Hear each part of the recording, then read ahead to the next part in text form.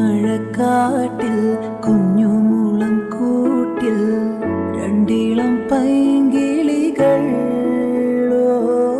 മുത്തുമണിത്തൂവൽ കുളിരണിഞ്ഞു മെല്ലെ അവരെന്നും പറന്നിറങ്ങും.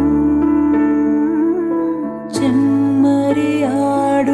മലഞ്ചെരിവിൽ നല്ല ചന്ദനം മണക്കുന്ന താഴ്വരയിൽ അമ്മ മനമൊഴുകും ചെല്ലമനമുറങ്ങും താലിപ്പിലി താരാട്ടിൽ.